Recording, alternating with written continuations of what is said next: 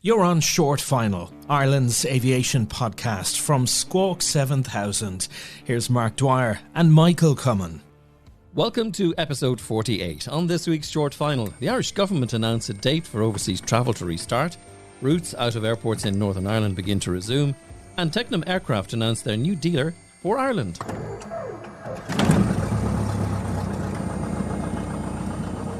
The Irish government has announced the relaxation of travel restrictions from the 19th of July, with fully vaccinated people allowed to travel overseas without the requirement to quarantine.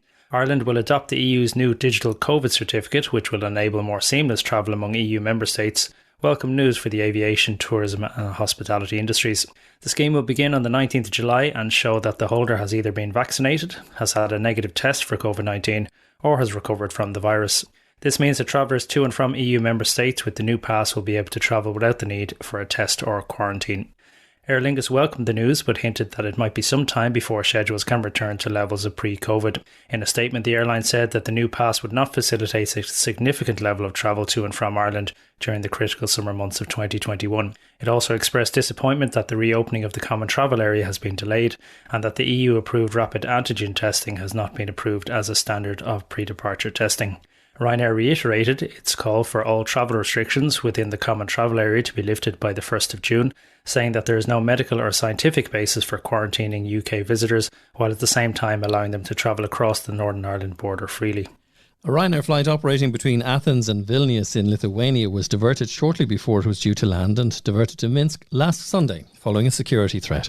The flight, FR 4978, was operated by Boeing 737-800, Sierra Papa, Romeo Sierra Mike of Buzz, the Ryanair Group Polish subsidiary.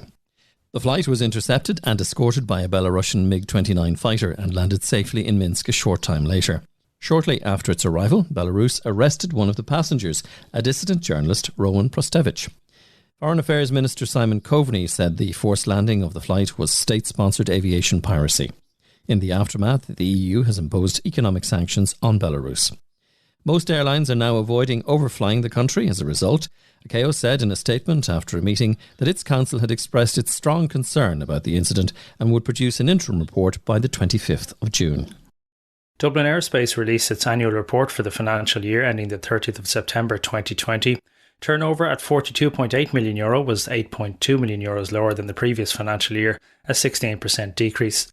The company attributes the revenue decline to the difficult second half of the financial year for all the aviation sector due to the extreme and unprecedented public health measures necessitated by the pandemic. Despite the impact of COVID-19, Dublin Aerospace said it remains committed to its development plans. Last year, the directors approved the development of a new landing gear facility based at Ashbourne, County Meath.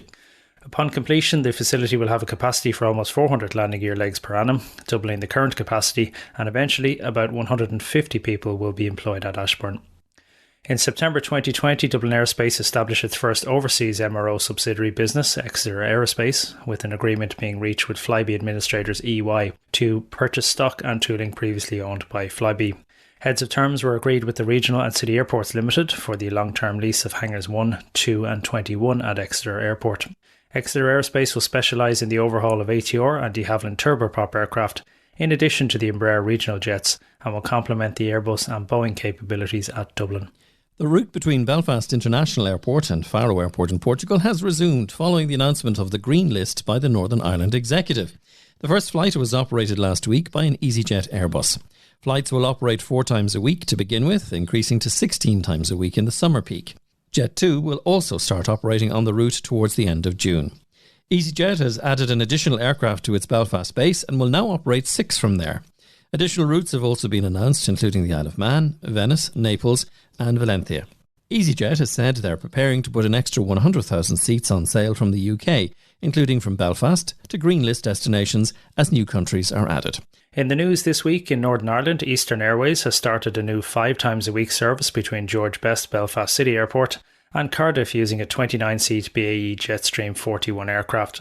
The new service operates on Monday, Tuesday, Thursday, Friday and Sunday.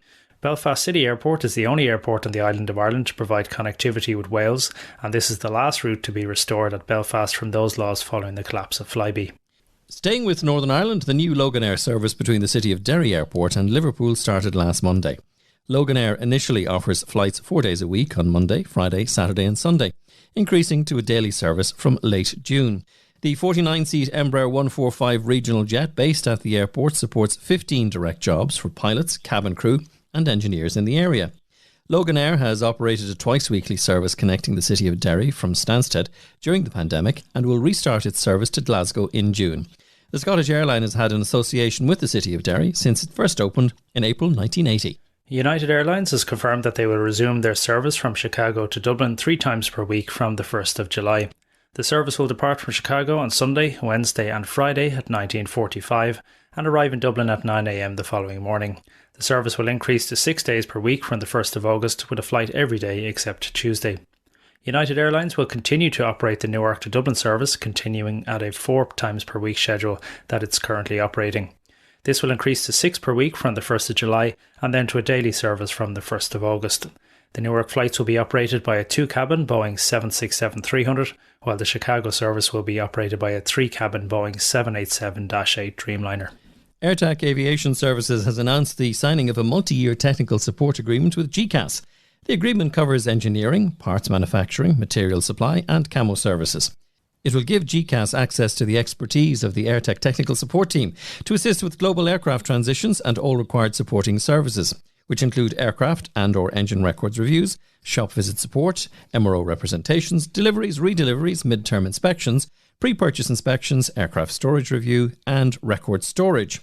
AirTech was founded in 2009 and has its headquarters in the Shannon Free Zone, close to Shannon Airport. The company also has offices in Dublin, Belfast and Singapore.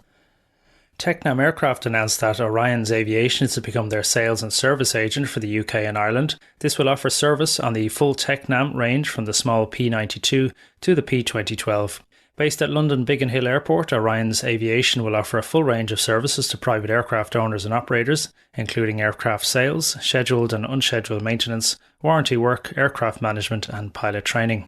Tecnam has been serving the general aviation community for over 70 years, from the latest generation of the Tecnam P92 to the best-selling P2002 and P2006T Twin. Using metal and composite technology, Tecnam developed the P2008 two-seater and then the 4-seat single-engine P2010. The range is available with a wide choice of power plants and can be fitted with the most modern avionics by Garmin. And finally this week, on the 27th of May 1936, Aer Lingus operated its first flight from Baldonnel to Bristol using a de Havilland DH-84 Dragon named Uller. Since then, Aer Lingus has operated various aircraft, flying initially to the UK before extending to Europe and then on into North America. As the airline navigates through the biggest crisis in its history, it was not the time to celebrate its 85th anniversary, so instead this week we republished an article from the May 2011 issue of Flying in Ireland magazine that marked the airline's 75th anniversary. This article is available to read on the Flying in Ireland website. Thanks, Mark, and you can find that story and indeed more on flyinginireland.com. And a reminder that you can choose from over 25 long final editions, which include more extended interviews with people in aviation in Ireland. And you'll find it wherever you get your podcasts and on our site squawk7000.ie. We're going to leave you on this episode with something different. Some of the sounds recorded earlier today on an Irish airfield on a warm summer Sunday. Thanks for listening.